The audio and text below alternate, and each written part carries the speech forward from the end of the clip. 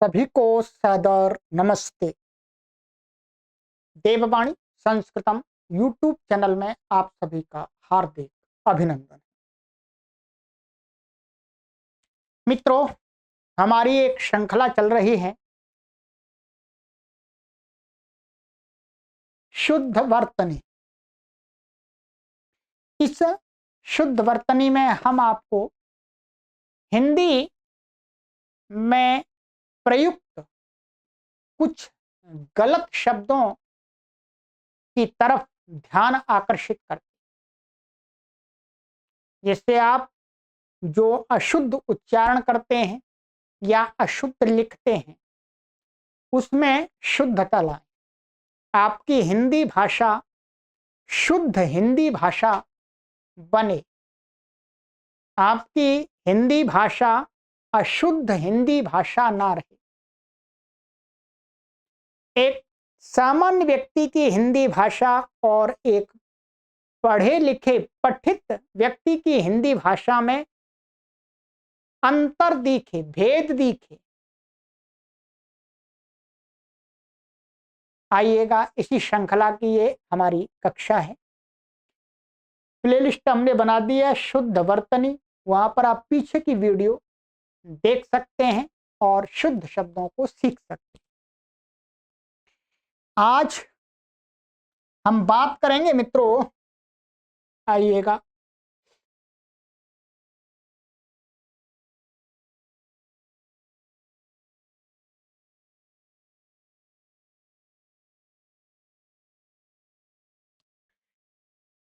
प्राय करके जो आज अशुद्ध उच्चारण करने वाले लोग, जिन शब्दों को मैं बताने जा रहा हूं, वो उत्तर भारत में उपलब्ध होते हैं। दक्षिण भारत में कम लोग हैं, परंतु उत्तर भारत में जो हिंदी भाग है, भारत देश का हिंदी भाग है, जहां पर हिंदी भाषा बोली जाती है, भिन्न भिन्न बोलियों के रूप में बोली जाती है, तो वहां के लोग ये अशुद्धि करते हैं। क्या करते हैं? जैसे जो ये व है, इस व के स्थान में ब का उच्चारण करते हैं। इस व के स्थान में ब का उच्चारण करते हैं। वह देखिएगा, आप सुनिएगा और मेरे उच्चारण करते समय मेरे मुख की का मूवमेंट देखिएगा, गति देखिएगा। वह क्या है? वह। और ब, व ब। आप देख रहे होंगे जब ब बोल रहा हूं तो ये ओठ आपस में चिपक रहे। ब ब ब ब। और जैसे ही उच्चारण ब होता है वैसे ही ओठ एकदम दूर हो जाते हैं। ब ब। और व में क्या होता है? जो ओठ हैं वो सिकुड़ते हैं और सूंड जैसी बनती है। व व, ठीक है, व ठीक है, व व व। ऐसा इसको कह सकते हैं, गलत अर्थ में मत लीजिएगा। जैसे जो सुअर होता है, सुअर, सुअर का जो मुख होता है ना, वैसी आकृति बनने को तैयार होती है। व व व। ओठ आपस में ऐसे चिपकते नहीं हैं, ऐसे सिकुड़ते हैं। व ब व ब व ब। उत्तर भारत में क्या होता है? ब को भी ब लोग बोलते हैं और व को भी प्राय करके ब ही बोलते हैं। लिखते तो सही है। जैसे एक शब्द मैं आपको बताता हूं, वास। क्या है? वास। मैं तो सही बोल रहा हूं। ये वास शब्द है, परंतु इसका उच्चारण ऐसा करते हैं बास। वास माने रहने का स्थान, आपका वास क्या है? मैं तो सही बोल रहा हूं, परंतु प्राय करके आपका वास क्या है जी? क्या आपका वास क्या है? अथवा इसको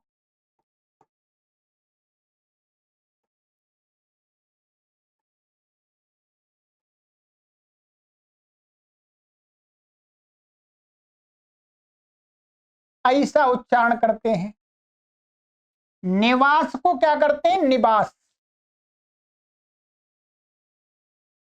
आप देखिएगा ध्यान से स्वयं।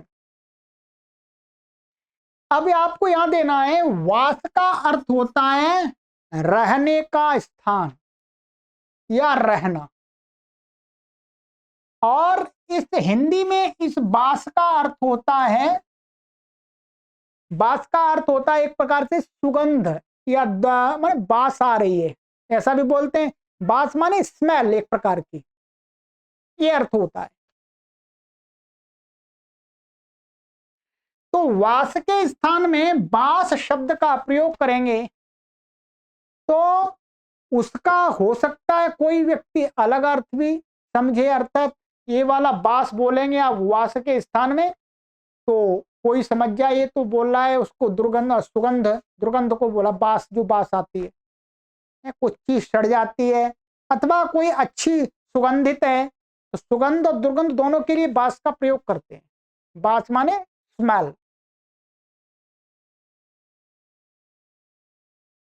बैड स्मेल, वैसे सामान्य हिंदी में तो इसको बैड स्मेल के रूप में प्रयोग करते हैं, दुर्गंध के रूप में, पर बास का अर्थ वास्तव में सुगंध होता है। फूलों में बास, फूलों में बास है, फूलों में सुगंध। तो क्या होता है, परंतु हम इस वास को भी बास बोलते हैं, तो ये गलत होता है। यहां पर जब हम वास कहेंगे तो रहना अथवा रहने का स्थान, और यहां पर बास, हम यदि वास को बास बोलेंगे तो गलत अर्थ हो जाएगा, इसलिए हमें यहां पर वह ही बोलना चाहिए, यहां पर वह ही बोलना चाहिए, ध्यान रखेंगे। इसी प्रकार से निवास, निवास का अर्थ होता है वही रहने का स्थान, आपका निवास कहाँ है, और निवास इसका कोई अर्थ नहीं होता वैसे, ठीक है, इस निवास का कोई अर्थ नहीं होता, ये शब्द हिंदी में इसका कोई अर्थ नहीं, परंतु उच्चारण ये करते हैं, ध्यान देंगे, यहां व करना है, जहां व है वहां व, जहां ब है वहां पर ब। दूसरा शब्द मैं आपके सामने लाता हूं, उत्तर भारत में ये क्या है? वेद। मैं सही उच्चारण कर रहा हूं, आप किसी को पूछेंगे इसको बोलो, आप स्कूल विद्या और कहीं पर भी कॉलेज महाविद्यालय में चले जाइएगा, हिंदी कोई भी विद्यार्थी है वहां के, हिंदी तो सभी जानते हैं प्राय करके, उनको पूछिएगा वो ये इसको बोलेंगे, क्या बोलेंगे? वेद। क्या बोलेंगे? वेद। इसको क्या बोलेंगे? वेद। वेद शब्द का तो कोई अर्थ ही नहीं है, ये गलत है। सही उच्चारण क्या है? लिखते तो ऐसे ही, ध्यान रखेंगे, हिंदी वाले लिखने में तो कोई गलती नहीं करते, इसमें त्रुटि नहीं करते, लिखते तो वही है, परंतु जब उच्चारण करने का अवसर आता है तो क्या बोलते हैं? वेद। 4 वेद, 18 पुराण, तो ये क्या है? गलत है, ये वेद नहीं है, ये क्या है? वेद। वेद, वेद नहीं, वेद। गलती नहीं करेंगे, आगे से प्रतिज्ञा कर लीजिए, ध्यान दीजिएगा, जब भी आपको ज्ञान होना चाहिए कि कहां पर वकार है कहां पर बकार है, जहां वकार है वहां वकार की ध्वनि, जहां बकार है वहां पर बकार की। अब जैसे और भी प्रसिद्ध है, बट, क्या है? वट है, वट वृक्ष होता है ना, वट वृक्ष, ये। अब यहां पर क्या है, वट वृक्ष को लोग क्या बोलते हैं, यहां पर भी ब्री ब्री बोलते हैं, और यहां पर भी क्या बोलते हैं, बट वृक्ष। सुन लीजिएगा आप, लिखेंगे लिखेंगे तो ऐसा ही ध्यान रखेंगे, ऐसा नहीं ब नहीं लिखेंगे, उच्चारण क्या करेंगे, बट वृक्ष, वृक्ष नहीं है, वृक्ष वृक्ष, वट वृक्ष, वट वृक्ष, ध्यान रखेंगे, ये व है ब नहीं है, ये गलत उच्चारण होता है आपसे, ठीक है। इसी प्रकार से वाद क्या होता है, वाद, ये वाद होता है, वाद का अर्थ होता है मत, आपका वाद क्या है, मत बोलते हैं हिंदी में इसका अर्थ, परंतु इसको क्या बोलते हैं, वाद, इसको वाद विवाद, कैसे बोलते हैं, वाद विवाद, कैसे बोलते हैं सभी लोग, वाद विवाद, यहां पर दोनों जगह क्या बोलते हैं, ब कर देते हैं, यहां दोनों में ये वास्तव में क्या है, विवाद, वाद विवाद, वाद विवाद, क्या बोलते हैं, वाद विवाद। इसका तो कोई हिंदी में अर्थ नहीं होता, जब बाद बोलते हैं, बाद बाद किसके लिए आप बोलते हैं, बाद पश्चात के लिए भी बोलते हैं, पश्चात है? बाद में कर लेंगे, उस जो बा है वास्तव में, उस जो बा वाला शब्द बाद है, उसका अर्थ होता है पश्चात, उपरांत, पीछे, परंतु वाद के स्थान में बाद बोलेंगे तो गलत हो जाएगा। आप कहना चाह रहे हैं वाद माने मत, और आपने बोल दिया बाद, तो कोई क्या समझेगा कि ये तो बाद में कुछ कहना चाह रहा है, माने बाद में ये बात, ये कुछ ऐसा कह रहे हैं बाद में, तो गलती हो जाए। हमारे शब्दों का कोई सामने वाला व्यक्ति हम जो कहना चाहते हैं उससे विपरीत ही अर्थ ले जाएगा, इसलिए ध्यान रखना चाहिए, वाद विवाद और बाद, बाद पश्चात के लिए जो प्रयोग होता है उसमें तो ब है, और मत के लिए प्रयोग होता है वो वाद, झगड़े के लिए प्रयोग होता है वो क्या है, विवाद। थोड़ा सा ध्यान तो देना पड़ेगा, आप सुन लीजिएगा, हिंदी में सब जगह तो पढ़ाने वाले पढ़ने वाले इस विवाद को विवाद बोलते हैं, भाई वाद विवाद मत करो, वाद विवाद मत करो, वाद विवाद का ये ना, बातचीत, झगड़े वाली बातचीत मत करो, ऐसा भी कहते हैं। वैसे वाद शब्द अकेले का वास्तव में अर्थ है मत, विचार, ठीक है, ये शब्द आ गया। और आइएगा दूसरा, और बताता हूं, मैं कुछ शब्द लेता हूं। एक है वही, इसको लोग क्या बोलते हैं, बही, इस व के स्थान में क्या बोल देते हैं, बही, बही बोलते हैं, भाई बही है? वही नहीं बोलते, बही, वही का अर्थ होता है, वही माने सेम, वही सेम, वही समान, बिल्कुल ठीक है, ये वही कॉपी है, अर्थात वही माने पहले जैसी वैसी ही है, वही है, ऐसा कह सकते हैं, समान वही है,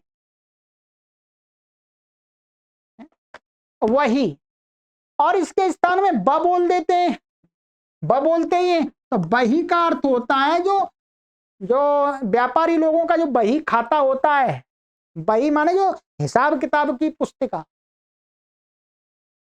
अर्थ बदल गया, आप कहना तो चाह रहे हैं वही, और आप उच्चारण कर गए बही है, तो आप सामने वाला समझ सकता भाई ये तो बनिया वो सेठ जी की पुस्तिका को जो बही खाता उसको बोल रहे, गलत हो जाएगा। यहां पर वही उस अर्थ में जो शब्द है वो तो वह है, और बही खाते जो पुस्तक के अर्थ में है वो है ब।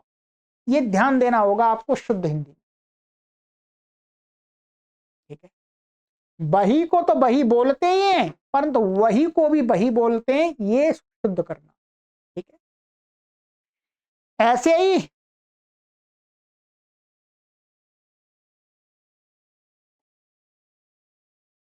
एक शब्द है वमन। ये पढ़े लिखे लोग इस शब्द को प्रयोग करते हैं, परंतु उच्चारण में वो भी गलती कर देते हैं। वमन, वमन का अर्थ होता है उल्टी। उल्टी ऐसे बोलते हैं, उल्टी। उल्टी माने जो उल्टी आती है, बमटिंग। अब इसको लोग क्या बोलते हैं? बामन, बमन बोलते हैं। तो ये क्या है? इसका कोई अर्थ नहीं है। बमन, बमन का कोई अर्थ नहीं, गलत है। ये वमन है, वमन का अर्थ होता है उल्टी, वमटिंग। इस पर ध्यान देंगे। एक शब्द है वंशी। भगवान श्री कृष्ण जी की क्या है? मुरली को क्या बोलते हैं? वंशी। अब इसको तो क्या है, लोग वंशी बोलते हैं, वंशी, वंशीधर है, ऐसा उच्चारण करते हैं। ये क्या है? इस वंशी का अर्थ है, वह जब बोलेंगे तो वंशी का अर्थ है मुरली है, मुरली तो बजाते हैं।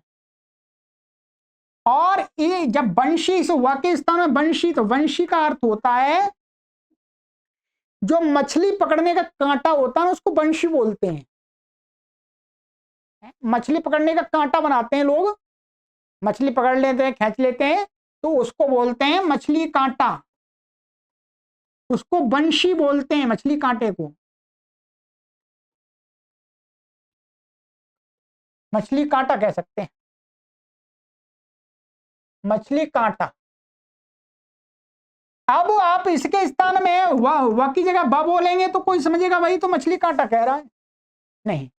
जब मुरली अर्थ में आपको मुरली को कहना है तो उसको वंशी कहना है, और जब मछली के कांटे को कहना है तो वंशी, ये ब है। ठीक है,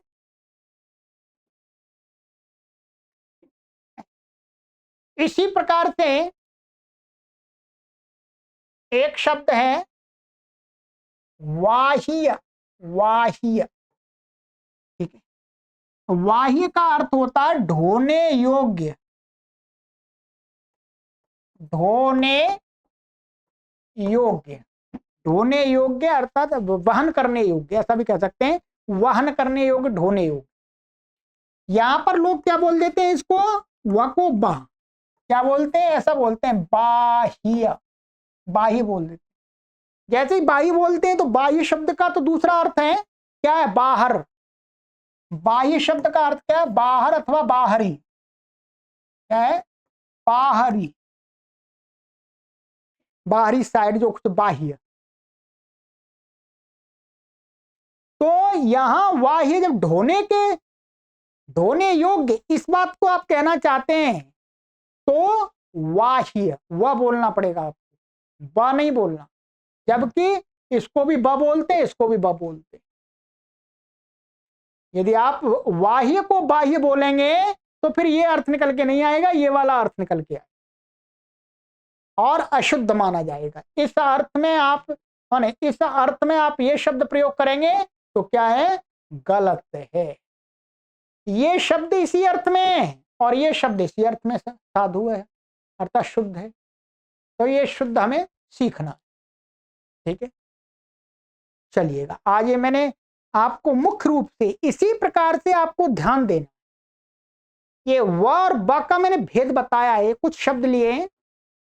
इसी प्रकार से और भी अनेक शब्द होंगे जिनका प्रयोग आप सभी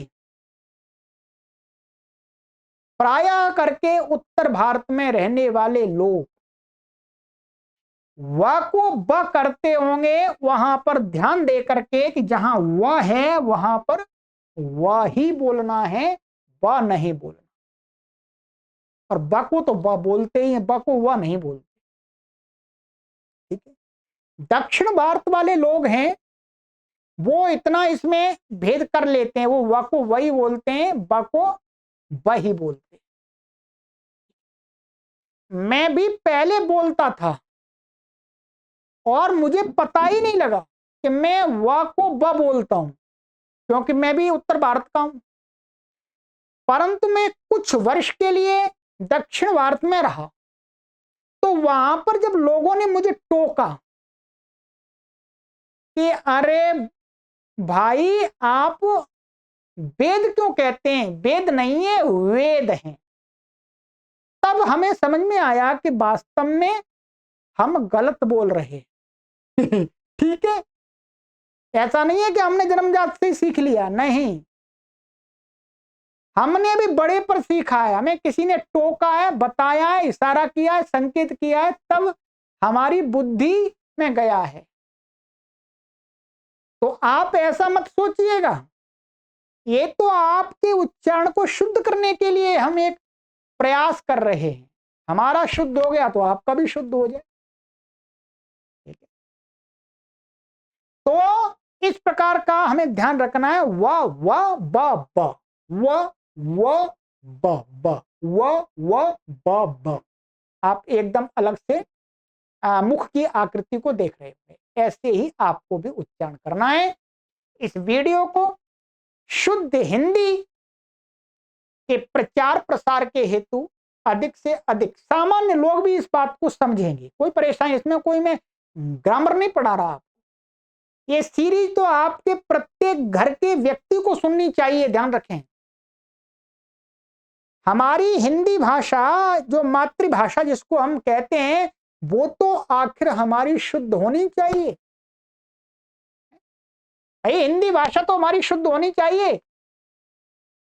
हम स्कूल में जाते हैं, विश्वविद्यालय में जाते हैं, कॉलेज में जाते हैं, अंग्रेजी को शुद्ध करने लगे रहते हैं और अन्य भाषाओं को शुद्ध करने में लगे रहते हैं, परंतु अपनी मातृभाषा को अशुद्ध ही रखे रहते हैं जीवन पर्यंत। नहीं, उसी के लिए हम कार्य कर रहे हैं कि हम अपनी मातृभाषा को भी शुद्ध कर लें। और हमारी मातृभाषा तो सभी लोगों के मुख की वाणी है और सब लोग आराम से इन वीडियोज का लाभ ले सकते हैं। बस आपको शेयर करना है। शेयर करने से मेरा इसमें कोई स्वार्थ नहीं है। भाई आप बनाइएगा इस प्रकार की वीडियो, हम आपकी शेयर करेंगे, पर आप बनाते नहीं है तो हमको बनानी पड़ रही है। तो जो बना रहा है उसकी वीडियो को शेयर तो कीजिएगा, उसमें ये मत देखिएगा कि नहीं ये तो अपना प्रचार प्रसार करना। नहीं भाई, प्रचार प्रसार नहीं, हम तो कार्य कर रहे हैं, पहले कार्य कर रहे हैं, उस कार्य का समाज को लाभ मिले अधिक से अधिक, इसलिए आपको निवेदन कर रहे हैं। ठीक है, तो प्रत्येक अपने परिवार के सीरीज को बोलिएगा शुद्ध वर्तनी वाली कि इसको देखें। इसमें मैं आपको हजारों शब्दों के विषय में बताऊंगा धीरे धीरे। ठीक है, सभी को सादर नमस्ते। ओम।